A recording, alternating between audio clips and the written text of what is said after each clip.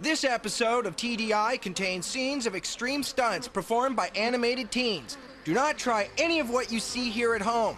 Seriously, you could get really messed up. Reality TV pretty much rocked the airwaves in the 2000s. The Bachelor, American Idol, Survivor, Big Brother, and so many more thrilled and terrified a generation. You get a couple dozen people together in a confined area for several weeks and watch them compete for a huge prize and get eliminated one by one until the person you hated the most won the season.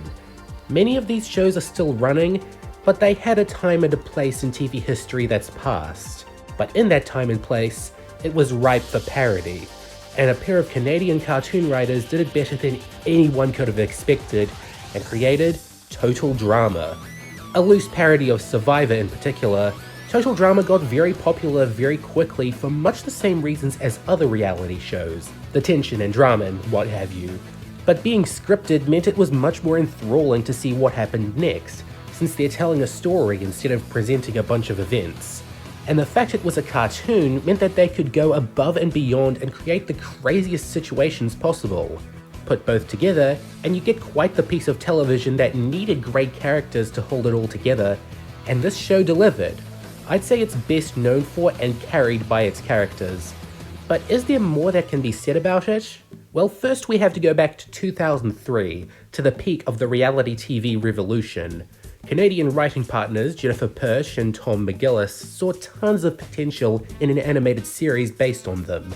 Specifically Survivor, about contestants living in an isolated area and needing to gather food and shelter for themselves. The twist? Make it about a teen summer camp. Camp TV was the initial fruit of their labor, with a pilot demo reel being done with flash animation. But it could have been better.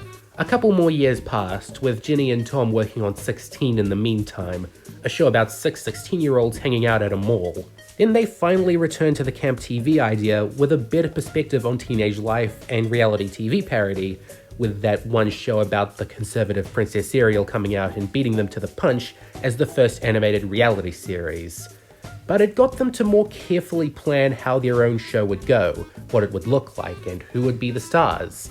The elimination system from Survivor was borrowed to raise stakes and draw more focus to remaining contestants. It would look like Clone High essentially, with the sharp geometric lines and distinct silhouette work, and the stars would mostly be average Canadian teenagers, with some not-so-average ones to keep things interesting. Now renamed Total Drama Island, the show started airing on Teletoon on July 8, 2007, and became an overnight success. Ratings were good, reviews praised the stories, and it gathered a strong fan base that's still relatively active. This was multiplied when it started airing on Cartoon Network in June of 2008, allowing it to gather a worldwide cult following. So it's no surprise it ended up running for 5 seasons across 7 years, with 2 subsequent spin-offs. The second season was Total Drama Action, where instead of a rundown summer camp, the setting is an abandoned film lot. Season 3, Total Drama World Tour, saw the contestants traveling around the world and singing musical numbers. Season 4 was Total Drama Revenge of the Island, about a new set of campers going back to the original island after it's been heavily radiated. This was followed by Season 5, consisting of Total Drama All-Stars, which saw the most popular contestants from all 4 seasons coming back, and Total Drama Pakatu Island, with a new cast and a new island. After this, Total Drama in its traditional formula ended, but there was a spin-off the following year, The Redonkulous Race, which parodied The Amazing Race. And since then, there's been 2018's Total Drama Rama, about the contestants as kindergarteners. And it has not gone over well from what I've heard. I haven't seen much of it, but it appears to retcon a lot of things and retains the wrong elements of the original show's dynamics and humor for a preschool setting. And that, kids, is how you milk a bear! That's not how I do it. With that said, I'm sticking to the first 3 seasons for this video. 4, 5, and The Redonkulous Race can go later, and Total Drama Rama can sit in the corner with the other cutesy comical reimaginings of beloved cartoons. I watched Total Drama back in the day, and I think it best to stick with the incarnation that I know, the characters that I know, and see if it's still worth watching in an age where the original contestants are nearing their 30s. I'm your host, Chris McLean. dropping season 1 of the hottest new reality show on television right now. In the first episode, TV star Chris McLean introduces the viewer to Camp Wawanakwa, a secluded summer camp in Muskoka, Ontario, and lays down the lore of what Total Drama Island is about. 22 16-year-olds from around the country will be competing in physical challenges in 2 teams across 8 weeks for the chance to win $100,000, while having to put up with dangerous living conditions, horrible food, constant surveillance, and each other. Every few days, one team will be forced to vote off one of their members, who will then have to walk the dock of shame and catch the boat of losers before leaving the island for a luxury resort. But don't tell them that. Soon enough, the contestants make it to the island, meet each other, and are sorted into 2 teams, the Screaming Gophers and the Killer Bass. And that, my friend, is where the real fun begins. It's our first challenge. How hard can it be? Oh, The key to a season of Total Drama's success, in my opinion, is its cast of characters.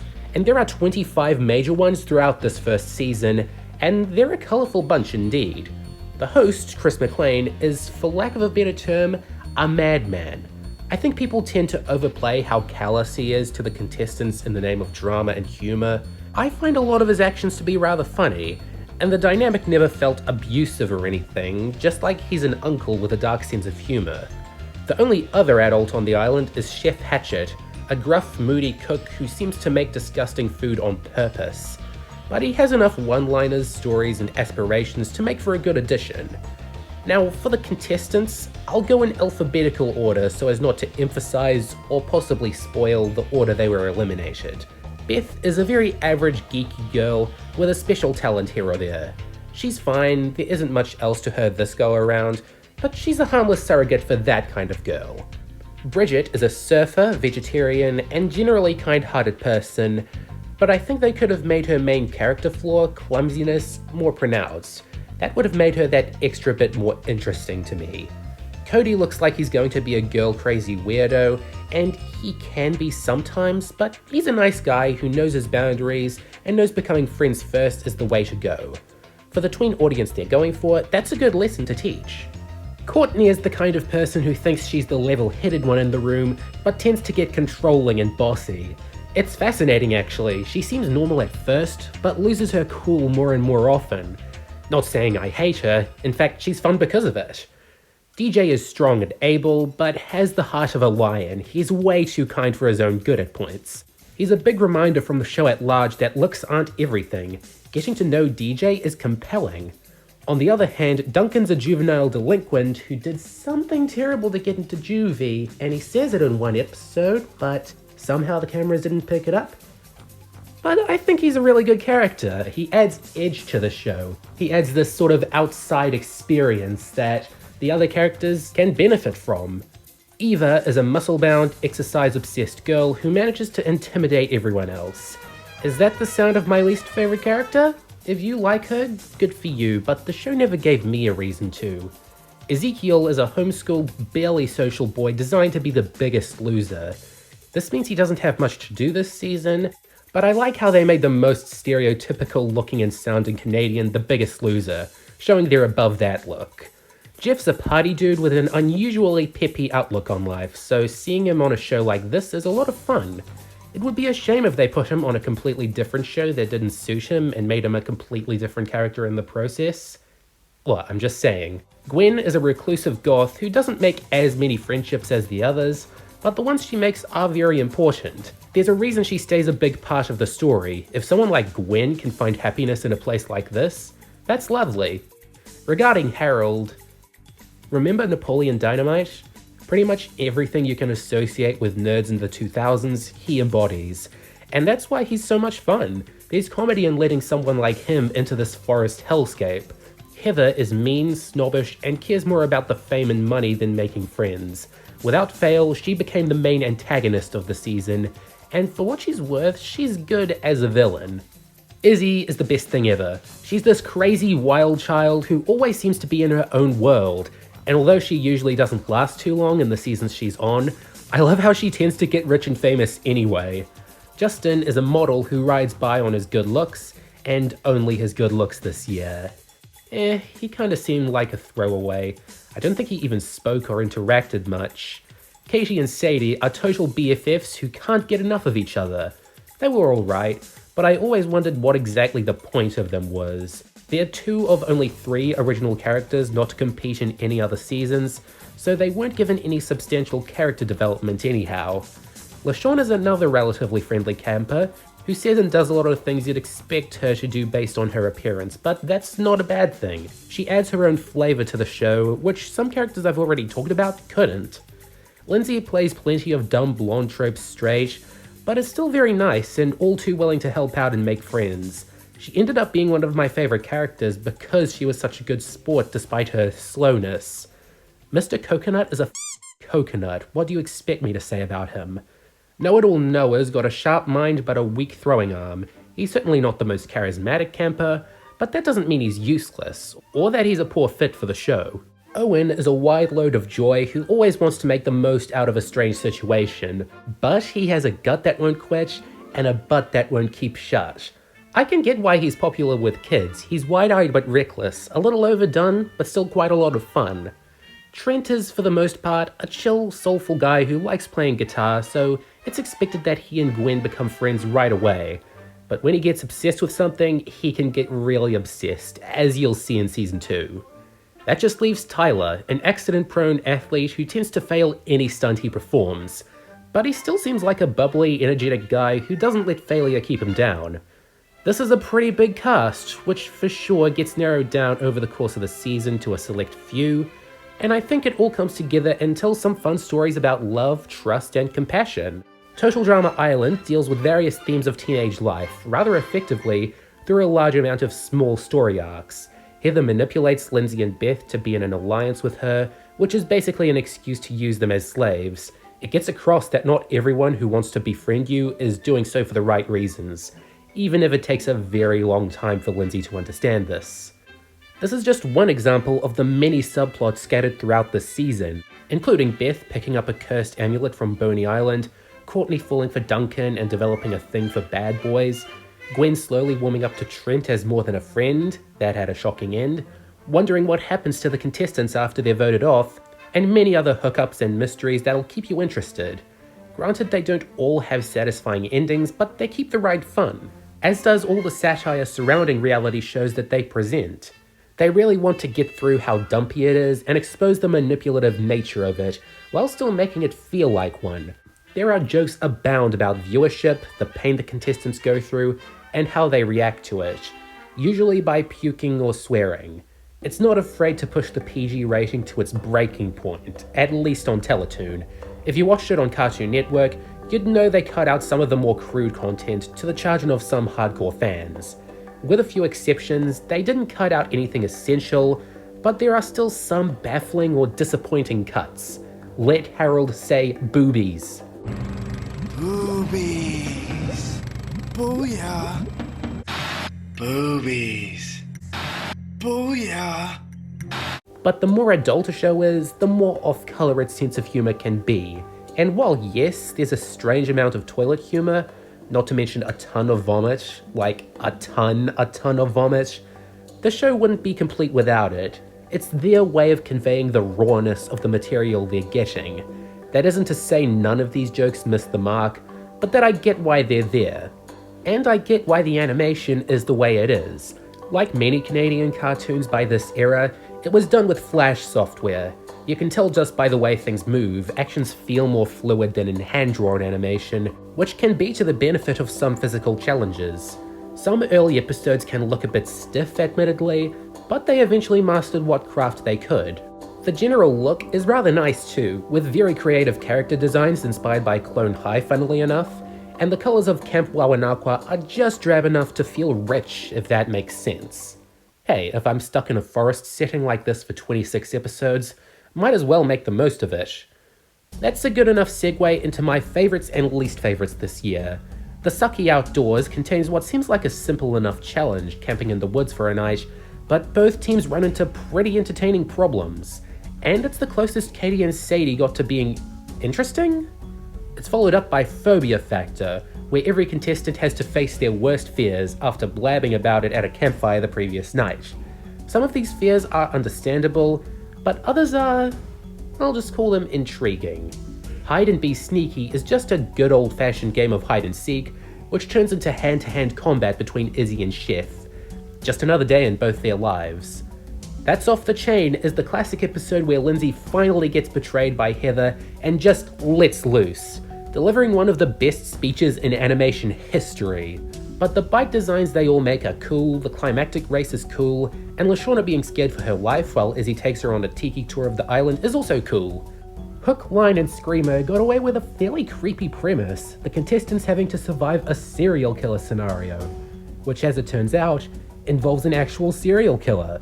It also anticipates what they'll be dealing with next season, so it's good at foreshadowing too. I Triple Dog Dare You sees the contestants trimmed down to the very bone. Gwen, Owen, and Heather, who's basically tortured by all the others for her wrongdoings over the season in one of the grossest episodes of television I have ever seen. And it leads into Owen's eventual victory, or Gwen's if you lived in Poland or something. Surprisingly, they consistently made alternate endings for each finalist, I guess to spread mystery or to satisfy most fans of certain countries. That's a nice factoid, but it doesn't have much bearing on Total Drama Island, my favourite episode of the series. It's an hour-long special where the prize money is raised to $1 million, where it stays for the rest of the show, and all the contestants fight across the island for the case, in a parody of It's a Mad, Mad, Mad, Mad World. E-Scope is born, Heather is more humanized, and Justin develops a personality. It's complete madness! Some episodes I don't think quite managed to capture this exciting spirit, however, included Dodge Brawl, which is mostly just a game of dodgeball. Not a lot happens, it's just filler.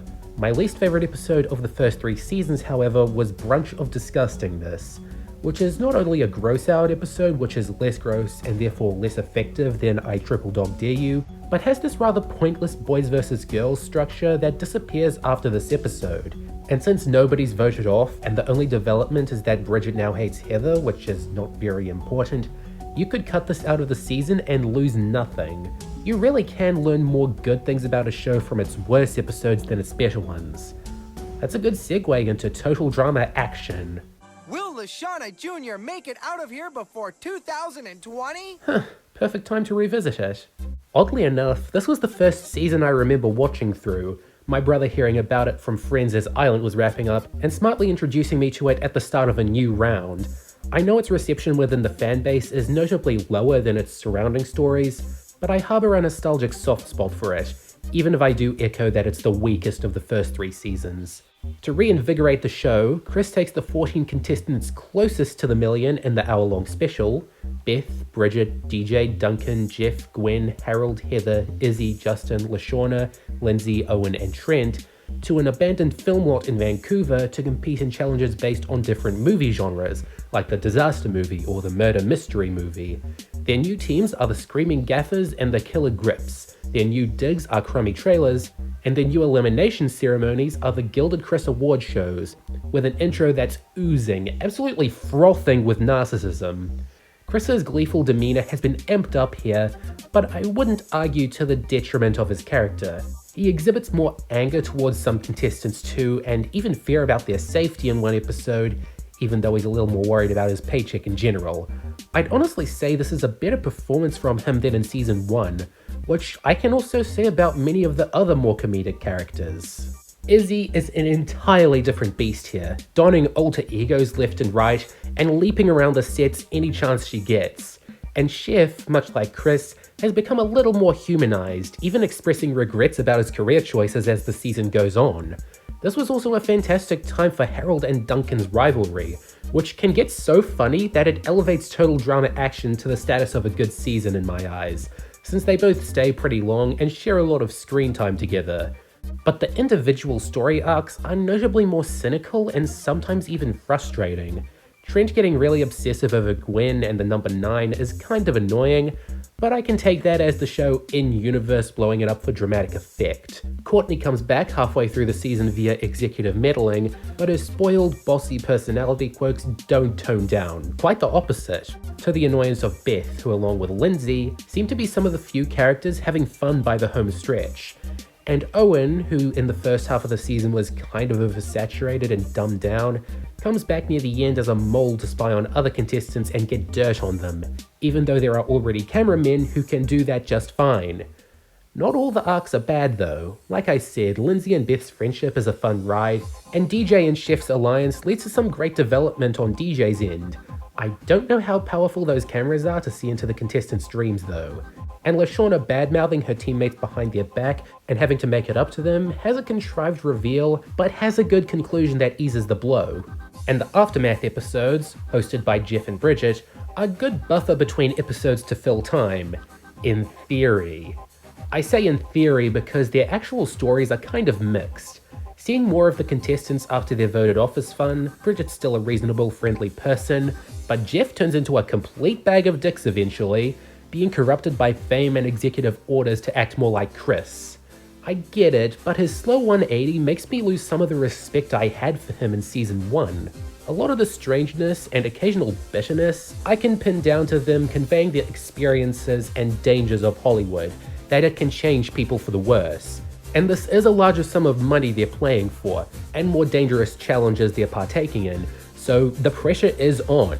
And although too much of that pressure can rub off on the audience, I still think they demonstrated good satire again and escalated the themes of the first season in interesting ways. The great episodes start early with alien resurrection, with the contestants needing to retrieve alien eggs on a spaceship set where no one can hear them scream, but everyone can hear Jeff and Bridget making out. It also has another pretty great battle between Izzy and Chef, ending with this gem of a line.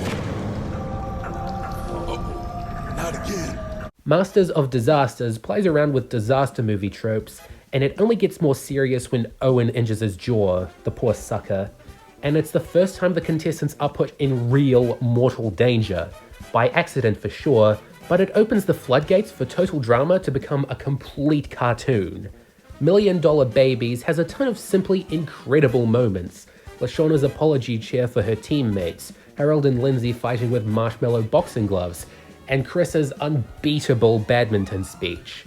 If there's some sort of literary archive for the important dialogues of mankind, I'm submitting this, no doubt. Get a Clue is the murder mystery episode with about the dumbest, most contrived mystery imaginable, but the journey there is the fun part, as is seeing Lindsay piece it together in her own peculiar way. With Mutiny on the soundstage, they ran out of genres and just went with Pirate for the penultimate episode, as Beth and Duncan race through everything they've done so far, while Chris and Chef have a falling out. Nothing against the full finales, I just tend to like the journeys there a bit more.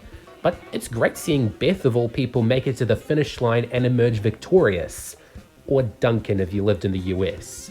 And again, it's followed up by a really great hour-long special, Celebrity Manhunt, which serves as a Where Are They Now showcase of what all the contestants went on to do after Total Drama Action ended.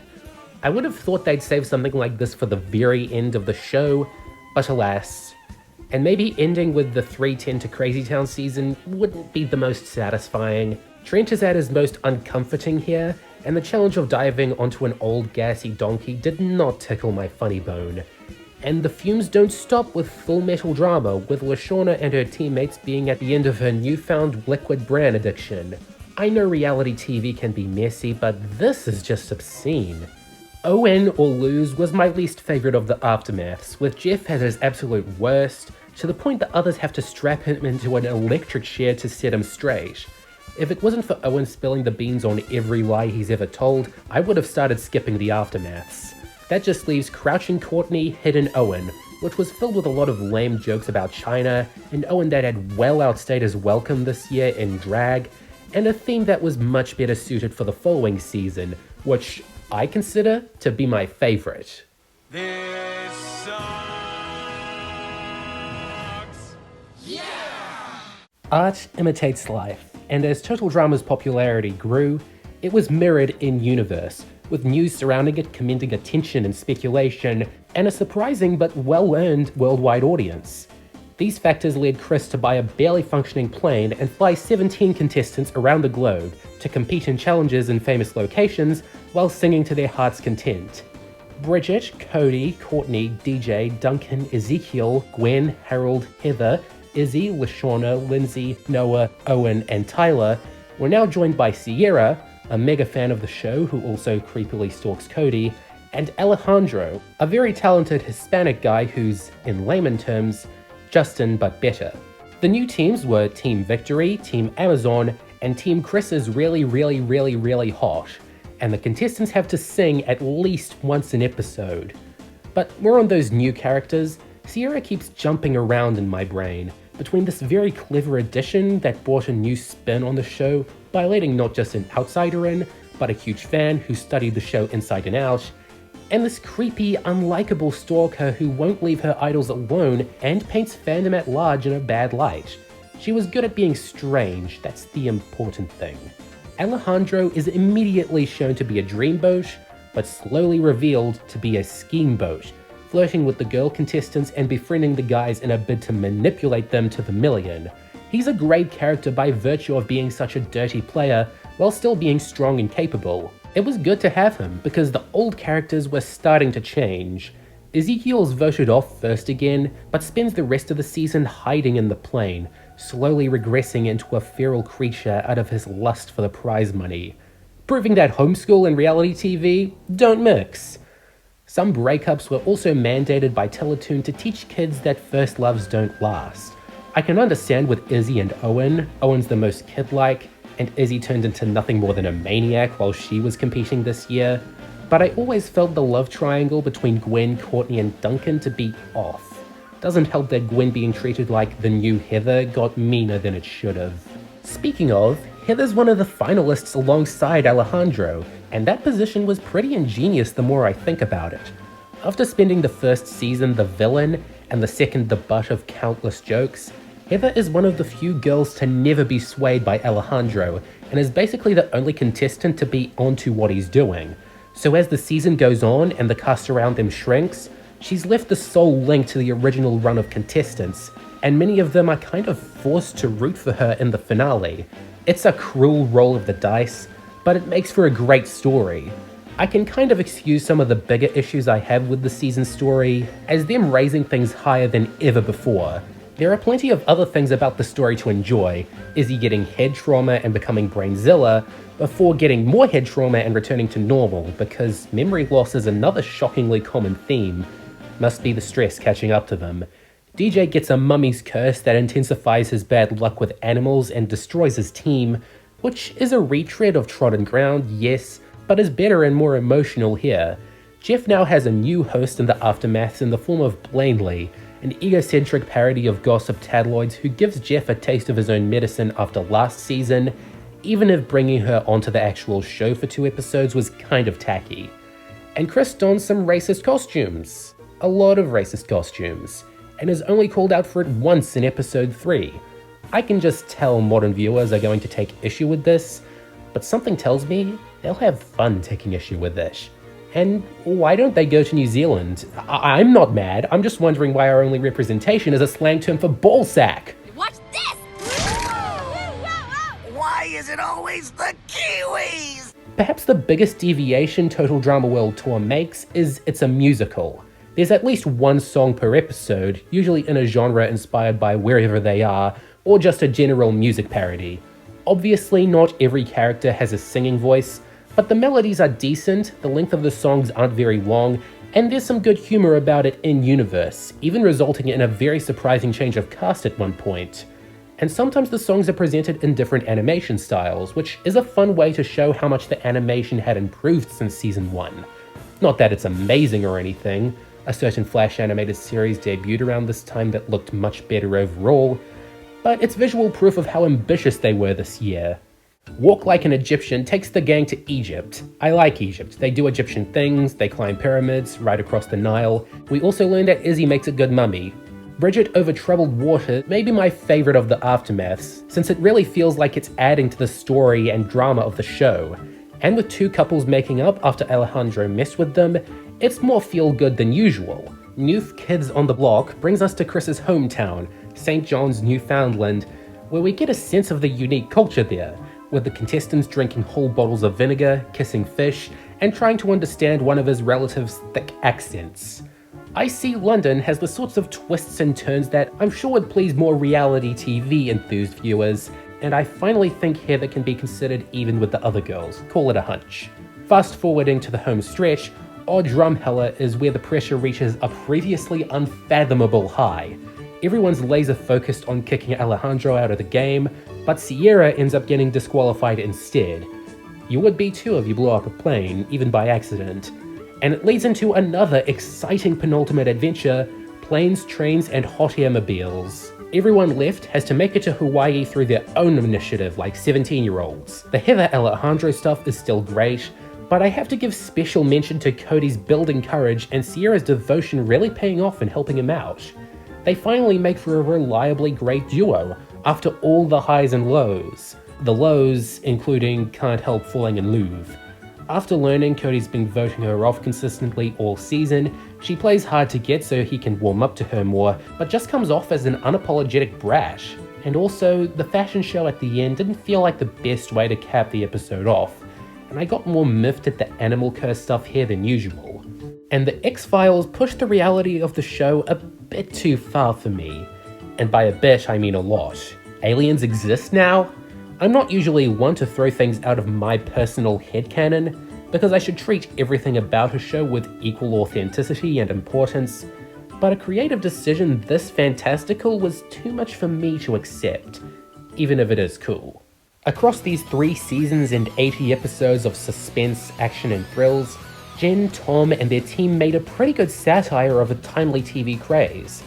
Of course, you can enjoy it as if it were an actual reality show, albeit animated, but juxtaposing their world and the worlds of teenagers puts into focus how twisted it all is, when even the most villainous contestants look earnest compared to the rest of the production. It also works as a teen empowerment fantasy. If Cody or Gwen can get through most of this, so can you. You can be awesome too.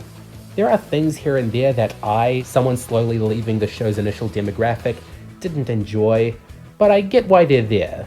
I definitely enjoyed the first 3 seasons of Total Drama overall, even if my viewing and knowledge of the later ones is limited. I might get around to them someday, but with everything else on my to catch up on list, not for a while unfortunately. I'll leave you with this. Always check what's in your sandwich before you eat it. Goodbye for now. Don't call Fleam Co. We'll be right back with the replacements on Disney Channel.